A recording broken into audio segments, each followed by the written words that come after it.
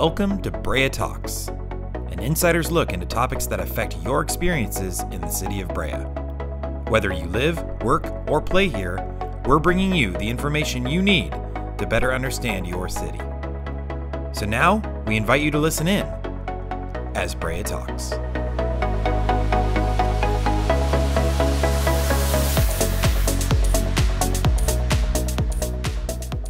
Hello and welcome. I'm Aimee Matsumoto, and today, Brea Talks Elections. Joining us today is Brea's Deputy City Clerk, Victoria Popescu.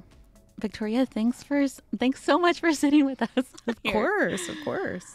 All right, so tell us about yourself, your career, the role of the city clerk's office in Brea. Yes, so I have been in local government for coming on 20 years now. It really kind of is wild when I think about it. I started my career in recreation. From there, went to community development, and then in the city clerk's office, where I'm now the deputy city clerk record supervisor for the city of Brea. Our small but mighty office is composed of our city clerk, Lillian Harris-Neal, myself, and our city clerk specialist, Alex Sung, and we work under the city manager in the city manager's office. So that's kind of the makeup of our city clerk's office here in the city of Brea. Very cool. Yes, you guys are a very small but mighty team. Yes. You guys are very, very cool. I tend to think so. Like working with you guys. Yes. Okay, so let's discuss kind of a broad or quick history on municipal elections. Yes, so just kind of broadly speaking, here in the city of Brea, we hold our elections in November of even years. All our elections are consolidated with statewide elections. At large, members of the city council are on 4-year terms, but we have, staggered elections that come up every other year.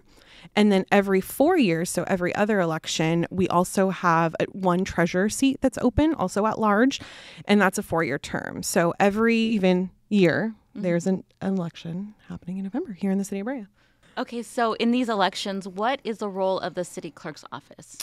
So here in Orange County, specifically in the city of Brea, we consolidate our election with the county of Orange, which means that our election is basically ran by the county on their ballot. So they print the ballots, they print the voter information guides, they mail it out, they canvass the results, they hold the actual election.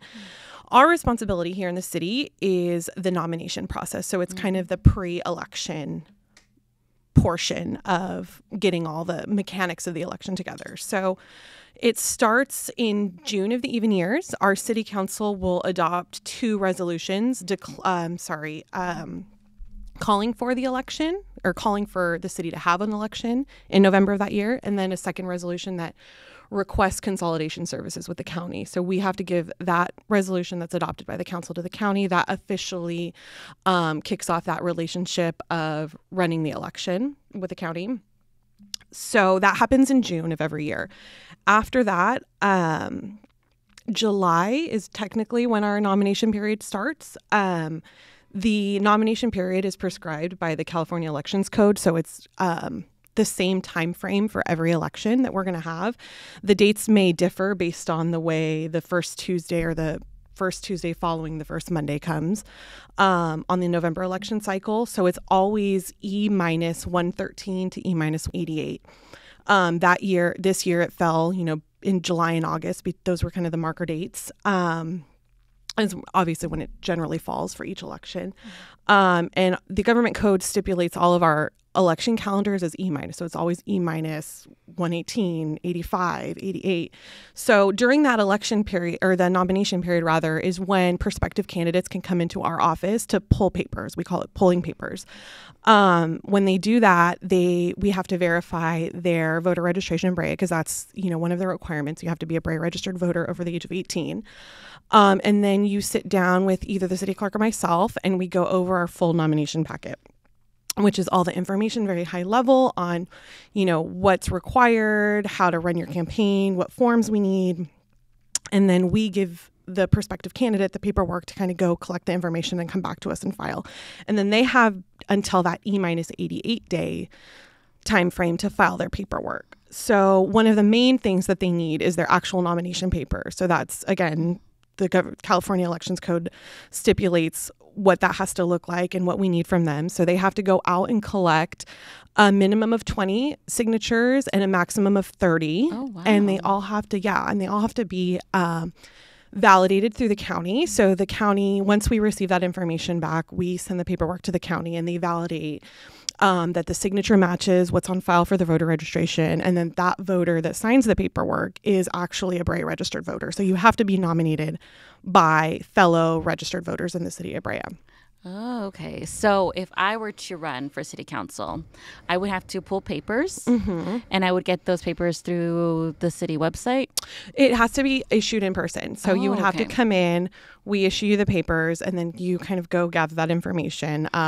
There's a couple components. So it's that nomination paper with your signature. It's your ballot designation, which is, the 3 words that you want shown below your name on the actual ballot.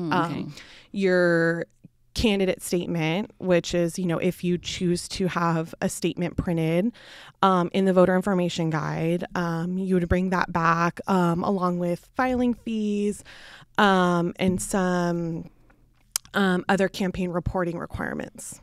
Gotcha. Okay, cool. So that's good to know. So once I retire from the city of Brea, yes, I want to run for council. Yes. Then I know how to. Yes, you do. To run. Yeah, so then after that nomination period closes, there's a couple other things that kind of happen on a local and statewide level at E-82. So if, a few days later, there's the Secretary of State holds a randomized drawing to determine the ballot order. So that's not something that we determine locally. That's actually done every election on that prescribed date in Sacramento. They do a lottery on the numbers, or a randomized drawing rather, on the number or the letters. And that's kind of how the ballot order is determined for the candidates statewide. Okay. I find that very interesting. And then following that, our ballots get mailed on E-29, or they start getting distributed E-29. So that's coming up. That's on October 7th. Mark your calendars. Yeah. So all of these dates, it's actually pretty interesting. It's all very mechanical. All of the dates are all prescribed by the California Elections Code. So it's the same for every election. Yeah. So obviously these campaigns need to get funded. Can you talk about the contribution for campaigns, or the contribution rules and regulations, the reporting, the limits? Yeah, so in California, we have what's called the FPPC, which is the California Fair Political Practices Commission. They're the entity that's responsible for, the impartial and effective administration of the Political Reform Act. So they are the entity that kind of prescribes what paperwork is due when, and what's reportable, and what are the thresholds and all that every year.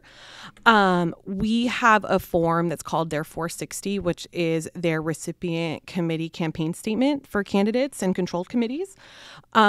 Anytime a candidate or a committee raises or spends $2,000 or more during a calendar year in connection with their run for office, they're required to file these forms, whether it's an election cycle or an off-election cycle, and they just have an open committee.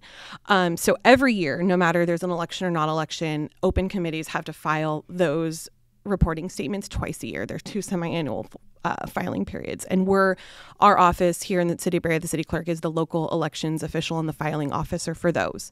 So those are filed and maintained locally. During election cycles, there's 2 additional reporting periods. So they're broken up into two different, dates at different intervals in the 90-day, I believe, election period preceding the election. So there's going to be a total of 4 filings for those specific forms during an election cycle year for a candidate that's running for office. Alrighty. So the fun parts of the campaigning. Can we talk about these political signs that we see all over the city? Yeah. So here in Brea, we have a political sign ordinance that basically says that political signs are only permitted on private property with the permission of the property owner, and they have to be removed within 10 days of the election. So if they're in the public right of way, they're not permitted. They'll be removed. All of our signs have to be on private property. Yeah. And then they have to be picked up or removed within 10 days of the election per our local municipal code. Gotcha. Mm-hmm. And I think our Public Works Department picks up all of those signs that are in the public right-of-ways. Yes. Okay. So, yeah, we have to make sure that all of our campaign signs or the political signs are on private property. Private property, Gotcha. yes. Okay. Let's talk about voting. Yes. Voting in California specifically, or in Brea.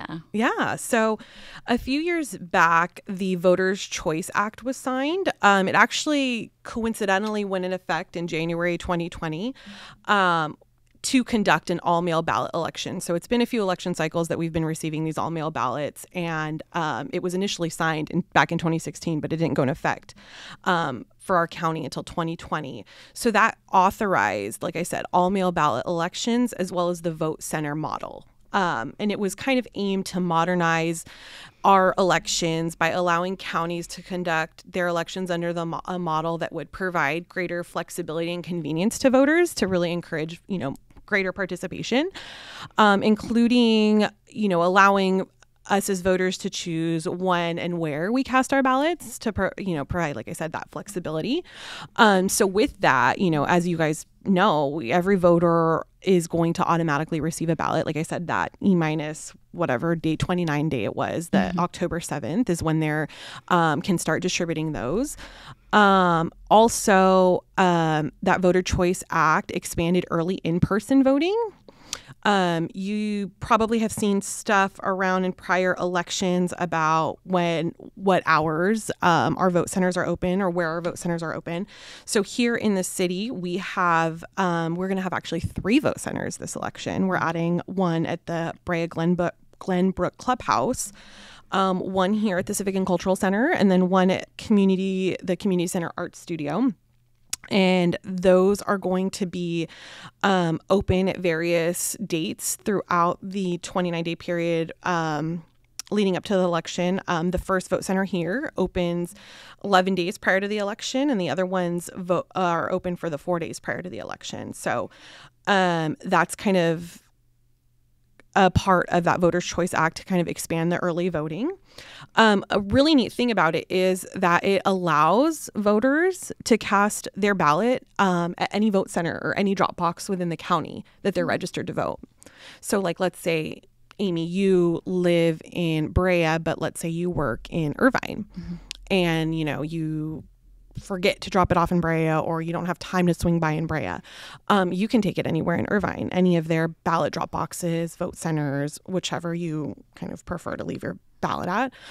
So it does provide that greater flexibility, for people who are constantly on the go, but it just has to be returned within the same county that the ballot was issued or from, where you're registered. Yeah. Very convenient. Sorry. Yeah. So in addition to the vote centers, like I said, we do also have drop boxes. So here in the city, they are at the Civic and Cultural Center in the drive-up circle. So that's drive-up accessible. You don't even have to get out of your car. And then we also have one at the sports park. Yeah. And those are available starting October 7th. They're going to be open 24/7 up until 8 p.m. on Election Day. Oh, wow. Okay. So we can find all of that information on our city website. On the city website at cityofbrea.net/elections has that information. Or if you want to look countywide locations, it's ocvote.gov. Okay. Gotcha. So this is for the 2024 elections. Yeah. And it's actually pretty neat too. The Secretary of State has a feature. It's called Where's My Ballot? It's basically a ballot tracker. So if you drop off your ballot, you will get notifications when it's received, when it's verified, and when it will be counted. So that's pretty cool. And you guys can sign up for that too at where'smyballot.sos.ca.gov. And that gives you an automatic email, text, or even a voice notification on like the status of where your ballot's at. So you can kind of keep track of it. Yeah, every step of the way. I've done that feature, and I've gotten the text messages, and I honestly was skeptical about it. But when I submitted my ballot through the mail, I got a text notification, and it was really cool. So it, gave me a notification every part of the process. So I was really impressed by it. Yeah. See, it's a pretty neat feature, and it kind of provides that extra level of comfort for anybody that, like you might have been a little skeptical. So, Yeah, that's great. So now we talked about, the voting process. And I know that the voting ends in November, but why does it take a whole month sometimes for our elections to be official, or for our elected officials to take office more than a month? Yeah. So again, going back to our California Elections Code, that is prescribed in the code. It gives us 30 days or rather it gives the county 30 days to certify the results of the election, because, they need time to validate everything and count everything and go through all the processes they have to do, checks and balance wise, again, that the code prescribes. So they have 30 days to get us the results of the election. And then at that point, we take another resolution to city council that declares the results of the election, and then it's adopted. And then generally after that, we'll have our council reorganization and whatnot. Yeah, here locally. Wow. I love all of this information. Yeah, this is so cool. Yeah. We have so many good resources for information out there. ocvote.gov is great. It has all the information you could want and more. They're also going to be pushing results once the ballots are starting to be tabulated after 8 p.m. on November 5th. So you can always check there for results. The California Secretary of State is a good resource, as well as our city website, the cityofbrea.net/elections. That's great. So thank you so much for talking with us today, and keep up with the great work. Thank you. I love working with you. I know. Likewise. That's it for this episode of Brea Talks. This episode and all episodes of Brea Talks can be heard wherever you get your podcasts, as well as the City of Brea YouTube channel, Brea TV, and our new Brea TV app that you can find in any of our major app stores or wherever you get your apps. Don't forget to follow, like, subscribe, rate, and review, and we'll see you next time. Thanks again for listening in as Brea Talks.